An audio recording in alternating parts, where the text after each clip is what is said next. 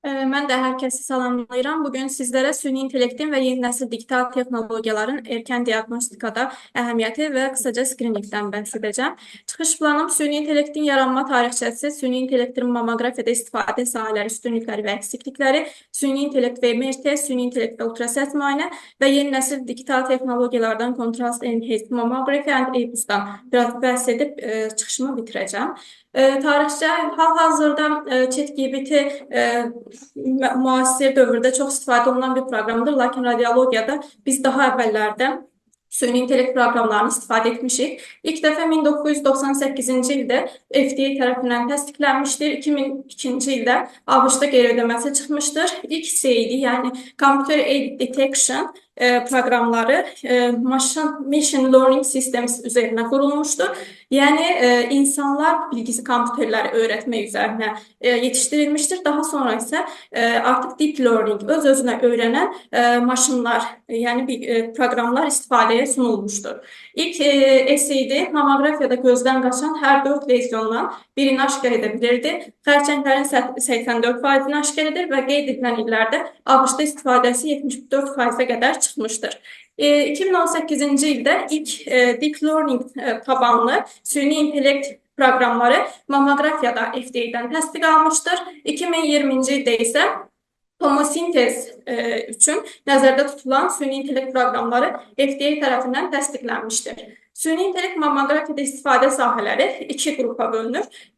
Screeningdə istifadəsi və qərar dəstək sistemləri olaraq günlük praktikada istifadə. Screeningdə belədir ki, ümumiyyətlə radioloq xəstə ilə görmədən uzaqdan məsafədə, xüsusilə də bu dünyanın bir çox ölkələrində, Avropada, Türkiyə olsun, Amerikada olsun, eyni xəstənin görüntüləri eyni zamanda 2 və ya 3 fərqli radioloqa göndərilir və o radioloqların qoyduğu diaqnozlar bir-biri ilə qarşılaşdırılır və diaqnozlar arasında fərqlilik varsa bir digər radioloqa yönləndirilir.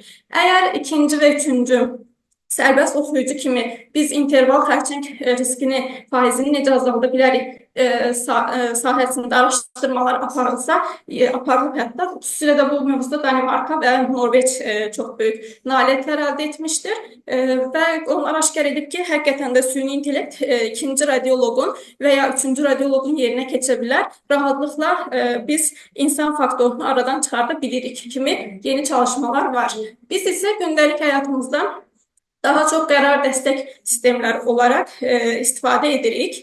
Burada FDA tərəfindən təsdiq almış 20-dən çox süni intellekt proqramı görməkdəyik. Əgər fikir verirsinizsə, bunların bəziləri sadəcə mammoqrafiya dəstəklidir, bəziləri həm mammoqrafiya, həm tomosintez, hətta bilmirəm, görürsünüzmü, ultrasəs və MRT-də də süni intellekt proqramları, fərqli ölkələr və o proqramların adlarını görməkdəyik.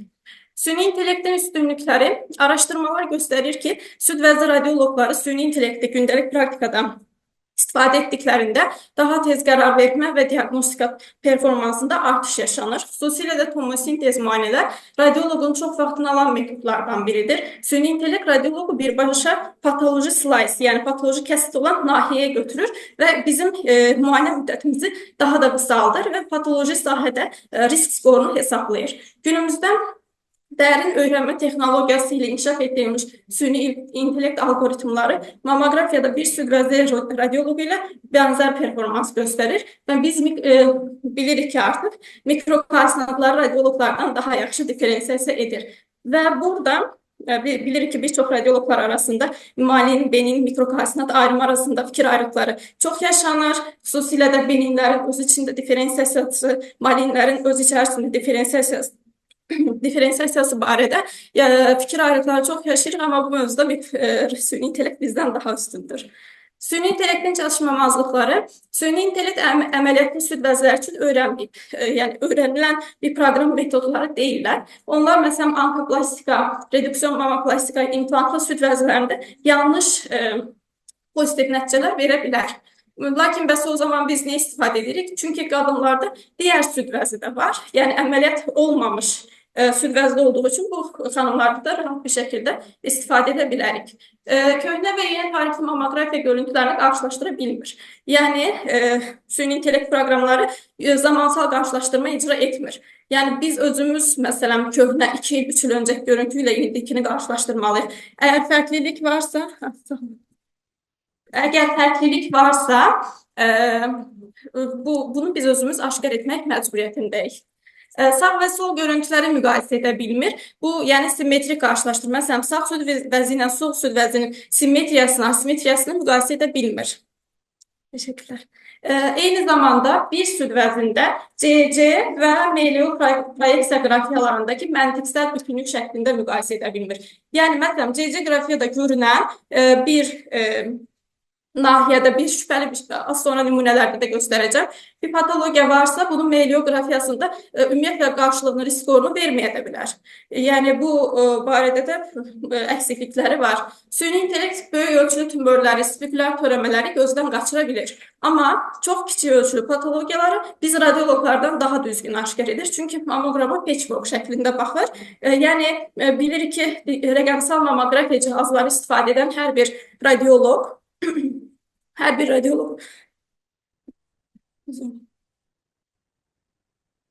minimum 512x512 piksellik veya 1024x1024 piksellik matrikslər şəklində görüntülərə baxırıq və süni intellekt proqramları bu pikselləri dəyərləndirmək yönündə özünü geliştirmiştir. Yəni, olayın tamamına, imajın bütününə tək bir vahid gözlə baxa bilmir. Ona görə böyük ölçülü tümörləri, hətta ələ gələn törəmələri qaçıra bilər və yalancı pozitivliyi yüksəkdir.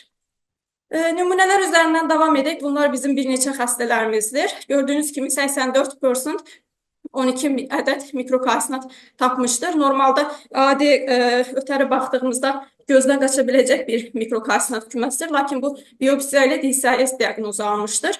Digər görüntüdə isə qırmızı dairənin içərisində əslində meliografiyada dəridə mikrokalsinatlar görürük. Yanlışlıqla süni intellekt buna da yüksək skor verə bilər. Bu bizim başqa bir xəstəmizdir.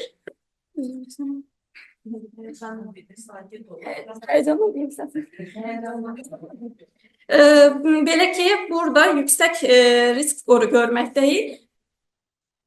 Her şey de güzeldi. Çox sağ olun. Mənə deyirlər ki, yüksək danışmaqdan səsim qısıldı. 65, 84, 71%lik görüntüləri görürsünüz. Burada əslində mikrokalsinatlar var. Eyni zamanda makrokalsinatlar və müxtəlif asimetriya sahələrinə yüksək skor 84% vermişdir. Əslində bu belə deyil. Biz bu xəstənin 2 il öncəki görüntülərdə bizdə var idi, 3 il öncəki görüntülərdə var və ümumiyyətlə nə bu asimetriyalarda, nə bu mikrokalsinatların, nə makrokalsinatların heç birinin sayında heç bir dəyişiklik olmamışdır. Yəni, dolayısıyla bu xəstəsində bizim üçün biraz 2 kateqoriyada dəyərləndirilən bir xəstə idi. Baxmayaraq ki, transpora elevated 84% göstərmişdir. 82% digər bir xəstədə görürük ki, yüksək bir skor vermişdir. Əslində isə bu xəstənin həmin süd vəzi əməliyyat olan nahiyədir. Yəni, bizdə burada narahat edəcək bir şey yoxdur. Lakin təbii ki, proqram əməliyyata öyrənmiş, əməliyyatı bilmədiyi üçün belə yüksək skor verir. Böyük ölçülü törəmə və süni intellektdən danışaq. Bu xəstəsində bizə ələ gələn böyük törəmə ilə baş vurub. Yəni, diqqətlə baxsaq, əslində qarşılaşdırma da etsək, görərik ki, sol süd vəzi meliografiyasında bu aşağı hissədə bir dolğunluq dans artışı var, hansı ki, digər sol tərəf meliografiyada yoxdur. Yəni, əslində süni intellekt buna düşük, low 36 risk skoru vermişdir. Yəni, olay tamamilə fərqli idi. Bu xəstənin alt bayır kvadranında bu cür əslində asimetri olan sahədə əlinə gələn bir törəmə var idi və təbii ki, bu xəstə sonradan biopsiya yönləndirildi. Tomosintez və kiçik ölçülü spekulyar lezyonlar bizdən daha üstündür təbii ki, bu mövzuda. Tomosintezli görüntülər hansı slaysta problem varsa burada məsələn qeyd edib 30-cu slays və 83%lik risk skoru verərək ən yüksək, yəni müayinə müddətimizi də qısaltaraq bizi həmin kəsdə götürmüşdür. Süni intellekt və MRT, SED dəyərləndirməsi dinamik kontrastlı sekanslar üzərindədir. Ancaq klinik dəyərləndirmədə morfologiya daha önəmlidir. Kontrasta aid kinetik məlumatlar diaqnoz qoymada sadəcə köməkçidir.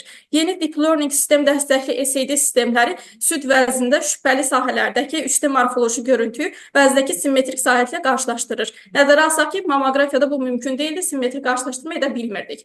Hər iki sahədə kontrastlı görüntülər baxımından da qarşılaşdırma edə bilir. SED istifadəsi radioloqlar arasındakı dəyişkənliyi də azaldır. Məsələn, bəzilərinin 1:3, bəzilərinin 1:4 dediyi fikir ayrılıqlarını aradan qaldıra bilir. Yalancı düzdür, eyni zamanda yalancı pozitiv biopsiyaların sayını da azalda bilir. Süni intellekt dəstəkli MRT ən çox biz subsantimetrik lezyonlarda hansı ki ölçüsü səbəbilə diferensiyasiya edə bilmirik və ya kütləsel olmayan lezyonlarda neoadjuvant kimyoterapiya cavabının dəyərləndirilməsində xərçəng subtiplərinin, xüsusilə də HER2 pozitiv, negativ ayrımında süni intellektin rolu böyükdür. Bir də xərçəngin təkrarlama proqnozu dəyərləndirmədə istifadə olunur. Süni intellekt və ultrasəs müayinəsi süd vəzi USM-də süni intellekt tədqiqatları artır. Avtomatlaşdırılmış süd vəzi ultrasəs müayinəsində lezyonların aşkarlanması və manual süd vəzi ultrasəs müayinələrində diaqnostikanın dəstəklənməsi üçün istifadə olunur.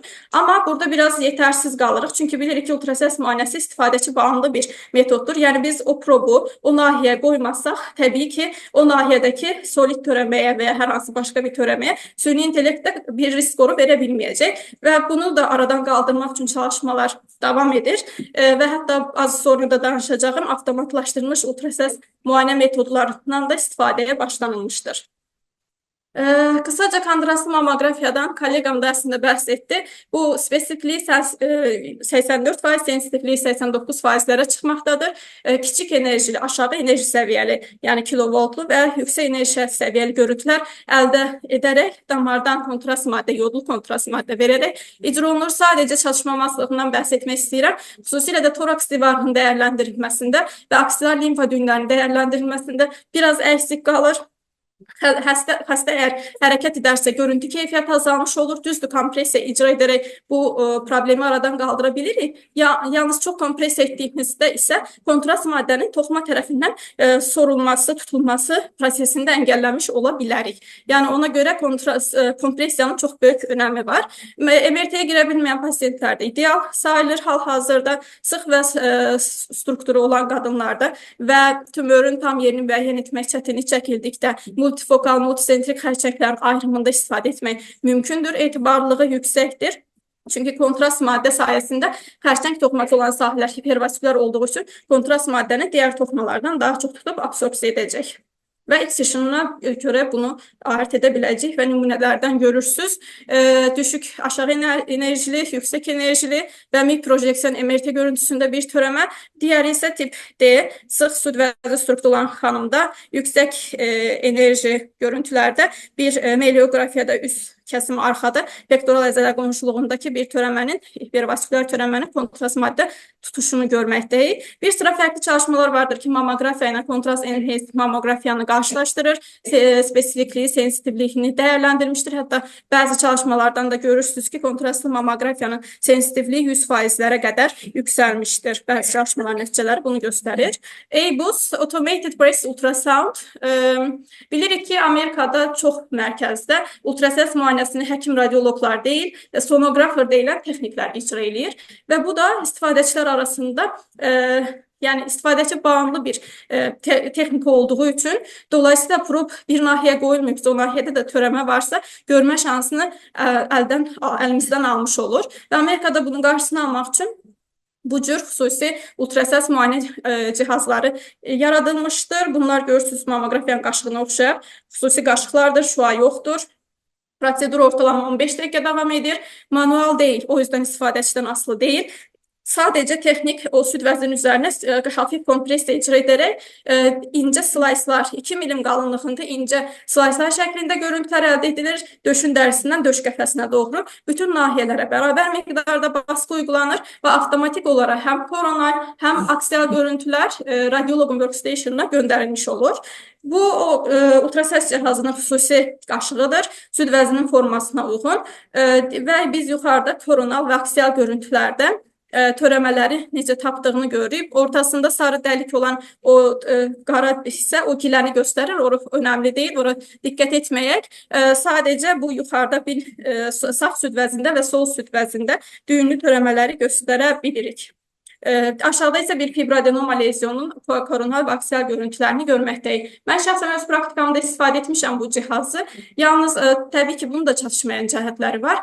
Aksila dəyərləndirməsi, regional limfa düyünlərinin dəyərlənməsində yetərsizdir.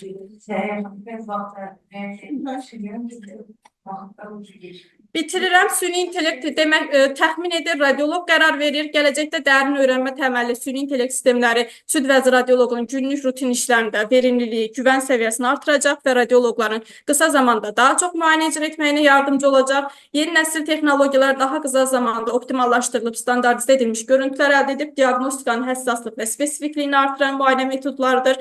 Süni intellektlə birgə istifadəsi yönündə isə araşdırmalar davam edir. Diqqətiniz üçün təşəkkür edirəm.